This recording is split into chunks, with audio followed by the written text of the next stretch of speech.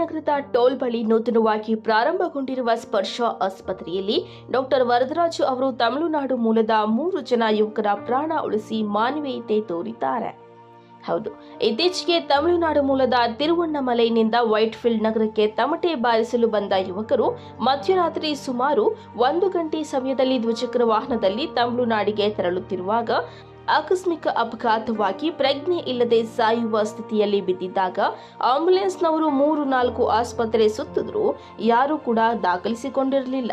ನಂತರ ಬೆಂಗಳೂರು ಗ್ರಾಮಾಂತರ ಜಿಲ್ಲೆ ಹೊಸಕೋಟೆ ಟೋಲ್ ಬಳಿ ಇರುವ ಸ್ಪರ್ಶ ಆಸ್ಪತ್ರೆಯ ಡಾಕ್ಟರ್ ವರದರಾಜು ಅವರು ಮಾನವೀಯತೆ ತೋರಿ ಆ 3 ಜನರನ್ನ ಅವರ ಕಡೆಯವರು ಯಾರೂ ಇಲ್ಲದಿದ್ದರೂ ಹಣ ಕಟ್ಟದಿದ್ದರೂ ಸಹ ದಾಖಲಿಸಿಕೊಂಡು ಚಿಕಿತ್ಸೆ ನೀಡಿ ಪ್ರಾಣ ಉಳಿಸಿದ್ದಾರೆ. ಈ ಕುರಿತು ಚಿಕಿತ್ಸೆ ಪಡೆದುಕೊಂಡವರು ಹೇಳಿದ್ದೇನು ಗೊತ್ತಾ? ನೀವೇ ಒಮ್ಮೆ ನೋಡಿ. ಬಂದಿದ್ದು ಆಕ್ಸಿಡೆಂಟ್ ಆಗಿತ್ತು, ಸೂರಲ್ಲಿ ಆಗಿದ್ದು. ನಾವು ತಂದ ಅವರು ಬಂದು ಕಾಯಿಲೆಗೆ ಬಿಡ್ಬಿಟ್ಟು ಆಂಬುಲೆನ್ಸ್ ಎಲ್ಲಿಗೆ ಹೋಗೋದು, ಎಲ್ಲಿಗೂ ಸರಿಯಾಗಲ್ಲ. ಹಿಂಗೆ ಬಂದಿದ್ದು ಡಾಕ್ಟರ್ ವರದರಾಜರು ಅವರು ಬಂದು ಸರಿಯಾಗ ನಾವು ನೋಡಿದ್ದು. ಪ್ರಾಣ ಕಮ್ಮಿ, ನಾವು ಎಲ್ಲಿಗೂ ಆಗಲ್ಲ ಹೇಳಿದ್ದು. ಇಲ್ಲಿದ್ದು ಸರಿಯಾಗ ಪಕ್ಕಾ ಮಾಡಿದ್ದು. ಅವ್ರಿಗೆ ಥ್ಯಾಂಕ್ಸು. ಆರಾಮಾಗಿದೆ, ಚೆನ್ನಾಗಿದೆ. சொந்த ஊர் திருவண்ணாமலை. தம்பி தான் தீபக் அவர் பேர். இங்கே வந்துட்டு விநாயகர் சதுர்த்திக்கு மோல் அடிக்க வந்தாங்க. ஒரு இடத்துலேருந்து அடிச்சுட்டு இன்னொரு இடத்துக்கு போகும்போது பைக்கில் போகும்போது ஆக்சிடென்ட் ஆயிடுச்சு. அப்போ வந்து கூட ஆள் யாரும் இல்லை, அவங்க கூட பேஷண்ட் மட்டும்தான் இருந்தாங்க. ஃபஸ்ட்டு ஒரு 2-3 ஹாஸ்பிட்டலுக்கு போனாங்க. அங்கே வந்துட்டு அட்டெண்டர் யாரும் இல்லாததால அமௌண்ட்டு பே பண்ணாதால அங்கே வந்து யாரும் ட்ரீட்மெண்ட் பண்ணலை. லேட்டாக ஸ்பார்ஷ ஹாஸ்பிட்டல் இங்கே வந்தாங்க. ட்ரீட்மெண்ட்டு ஃபஸ்ட்டு வந்தோடனே ஃபஸ்ட் எய்ட் பண்ணாங்க. நார்மலாக இருக்காங்க. ரொம்ப சீரியஸாக இருந்தாங்க. 1/2 hour கழிச்சு வந்தால் அவங்கள வந்து ரொம்ப அன்கான்ஷியஸாக இருந்தாங்க. சார் டாக்டர் வரதராஜு சார் வந்தார். பார்த்துட்டு ஃபஸ்ட்டு உங்களை ட்ரீட்மெண்ட் பண்ணுங்கள், நெக்ஸ்ட் அட்டெண்டர் வந்ததுக்கப்புறம் அமௌண்ட் நம்ம பே பண்ணிக்கலாம்னு சொல்லிவிட்டு, ஆனால் நான் வந்து அடுத்த நாள் தான் வந்தேன். ரொம்ப அன்கான்ஷியஸாக இருந்தாங்க, ஐசியூவில் தான் இருந்தாங்க. அதுக்கப்புறம் ஆப்ரேஷன் பண்ணாங்க, நார்மலாக இருக்காங்க. ஓகே, எந்த ப்ராப்ளம் இல்லை. சார் டாக்டர் நாங்கள் வந்து ஆக்சுவலாக வந்து செகண்ட் டைம் வந்து என்ன பிளான் பண்ணியிருந்தோம், ப்ரைவேட் ஹாஸ்பிட்டலு அமௌண்ட் அதிகமாக இருக்குன்னு சொல்லிட்டு நாங்கள் வந்துட்டு கவர்மெண்ட் ஹாஸ்பிட்டலில் சென்னை எடுத்துகிட்டு போகலான்னு பிளான் பண்ணியிருந்தோம்.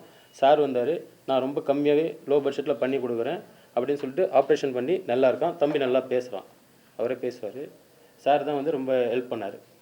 ಇನ್ನು ಡಾಕ್ಟರ್ ವರದರಾಜು ಅವರು ಆ 3 ಜನರಿಗೆ ಉತ್ತಮ ಚಿಕಿತ್ಸೆ ನೀಡಿ ಗುಣಮುಖರಾಗುವಂತೆ ಮಾಡಿದ್ದು, ಈಗ ಆ 3 ಜನ ಅಪಘಾತಕ್ಕೆ ಒಳಗಾದವರು ಹೇಗಿದ್ದಾರೆ ಅಂತೀರಾ? ನೀವೇ ನೋಡಿ.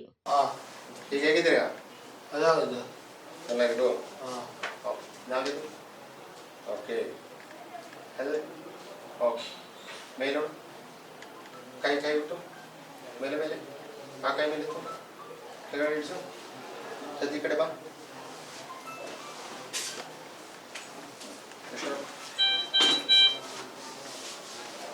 ಓಕೆ,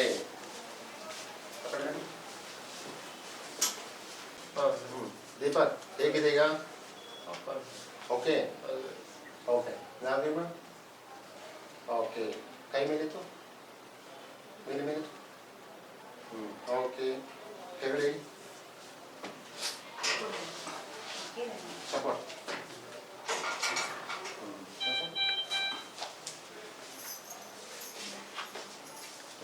ಓಕೆ,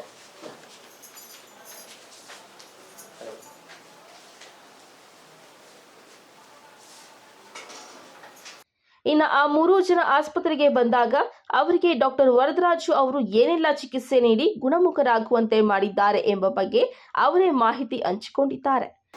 ನಮಸ್ಕಾರ, ನಾನು ಡಾಕ್ಟರ್ ವರದರಾಜ್ ಅಂತ, ನ್ಯೂರೋ ಸರ್ಜನ್, ಸ್ಪರ್ಶ ಆಸ್ಪತ್ರೆ ಮತ್ತು ನ್ಯೂರೋ ಸೆಂಟರ್ ಅಂತ ಹೊಸಕೋಟೆ ಟೋಲ್ ಬಳಿ ಈಗಿನ್ನು 2 ತಿಂಗಳಾಯಿತು ಸ್ಟಾರ್ಟ್ ಮಾಡಿ. ಇವತ್ತಿನ ಉದ್ದೇಶ ಏನಕ್ಕೆ ಮಾಡಿದ್ವಿ, ಪ್ರೆಸ್ ಮೀಟ್ ಏನಕ್ಕೆ ಕರೆದಿದ್ವಿ ಅಂದರೆ, ಮುಖ್ಯವಾಗಿ ಹೇಳಬೇಕಂದ್ರೆ ಗಣಪತಿ ಹಬ್ಬದ ದಿವಸ ತಮಿಳುನಾಡು ಮೂಲದಿಂದ 3 ಜನ ತಮಟೆ ಬಾರಿಸೋದಕ್ಕೆ ಬಂದಿರ್ತಾರೆ, ಇಲ್ಲ ಬೆಂಗಳೂರಿಗೆ. ಸೊ ವೈಟ್ಫೀಲ್ಡ್ ಜಾಗದಲ್ಲಿ ಏನಾಗುತ್ತೆ, ಅವರಿಗೆ ಆಕ್ಸಿಡೆಂಟ್ ಆಗಿ ಅವರಿಗೆ ತಲೆಗೆ ಮತ್ತು ಮುಖಕ್ಕೆ ಬಲವಾದ ಗಾಯ ಆಗಿರ್ತದೆ.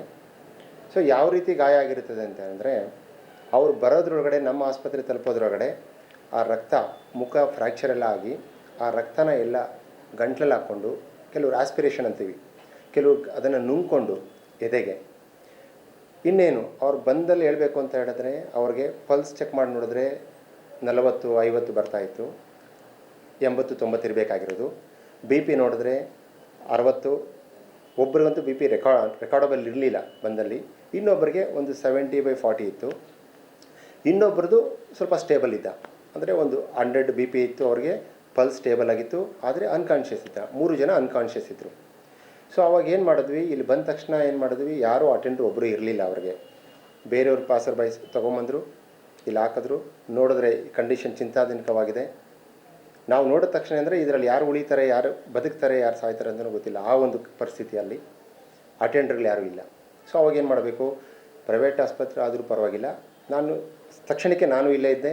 ಏನು ಮಾಡಿದೆ, ಅವ್ರಿಗೆ ಇಮಿಡಿಯೇಟಾಗಿ ಹೊರಗಡೆ ತಗೊಳ್ಳಿ, ಎಮರ್ಜೆನ್ಸಿ ರೂಮ್ ತೊಗೊಂಡು 3 ಜನಕ್ಕೆ ವಿತಿನ್ 5 ಮಿನಿಟ್ಸಲ್ಲಿ 3 ಜನಕ್ಕೆ ಇಂಟ್ಯೂಬೇಷನ್ ಮಾಡಬೇಕಾಯಿತು. ಅಂದರೆ ಟ್ಯೂಬ್ ಹಾಕಬೇಕಾಯ್ತು ಅವ್ರಿಗೆ ಉಸಿರಾಟಕ್ಕೋಸ್ಕರ.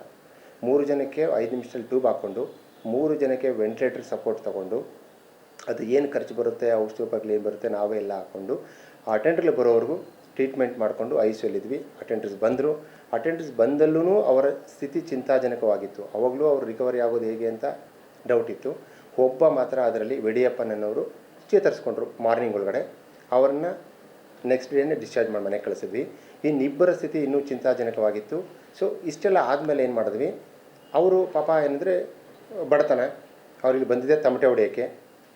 ಅವ್ರನ್ನ ಕೇಳಿದ್ವಿ, ಏನು ಮಾಡ್ತೀರಪ್ಪ ನೀವು ಫೈನಾನ್ಷಿಯಲ್ ಎಲ್ಲನೂ, ಈಗ ಇಲ್ಲಿ ಪ್ರೈವೇಟ್ ಹಾಸ್ಪಿಟ್ಲ್ ಮೇಲೆ ನಿಮಗೆ ಖರ್ಚು ಬಂದೇ ಬರ್ತದೆ, ಎಷ್ಟೇ ಕಡಿಮೆ ಅಂದರೆ ನಿಮ್ಗೆ ಖರ್ಚು ಆಗ್ತದೆ, ಇಲ್ಲ ನೀವು ಸರ್ಕಾರಿ ಆಸ್ಪತ್ರೆಗೆ ಹೋಗ್ತಕ್ಕೆ ಏನು ಪ್ಲ್ಯಾನ್ ಮಾಡ್ತೀರಾ ಅಂದಿದ್ದಕ್ಕೆ ಅವ್ರು ಬೇರೆ ಕಡೆ ಚೆನ್ನೈಗೆ ಸರ್ಕಾರಿ ಆಸ್ಪತ್ರೆಗೆ ಹೋದರೆ ನಮ್ಗೆ ಕಾರ್ಡಲ್ಲಿ ಸಿಗುತ್ತೆ, ಹೋಗ್ತೀವಿ ಅಂತಲೂ ಪ್ಲ್ಯಾನ್ ಮಾಡಿದ್ರು.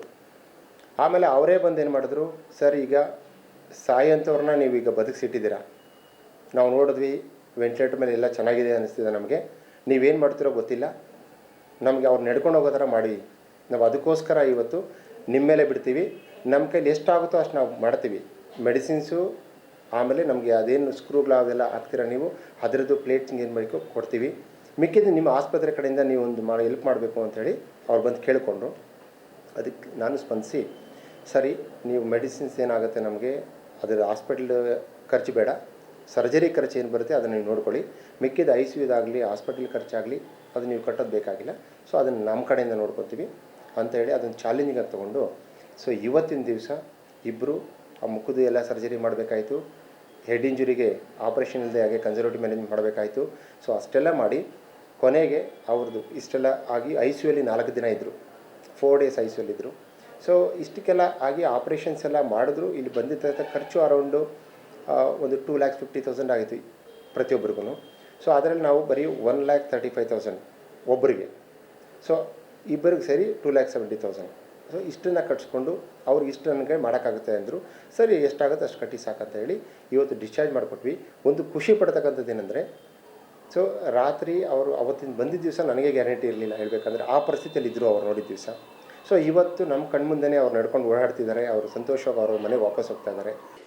ಸೊ ಏನಾಗಿತ್ತಂದರೆ, ನಾಲ್ಗೆ ಅಂದರೆ ನಾವು ಮೋರ್ ದೆನ್ 3/4 ಅಂತೀವಿ, ಅಂದರೆ ಮುಕ್ಕಾಲು ಭಾಗ ಜಾಸ್ತಿ ಕಟ್ಬಿಟ್ಟು ಅದು ನೇತಾಡ್ತಾ ಇತ್ತು, ಬಂದಲ್ಲಿ ಕಚ್ಕೊಂಡ್ಬಿಟ್ಟಿದ್ದ.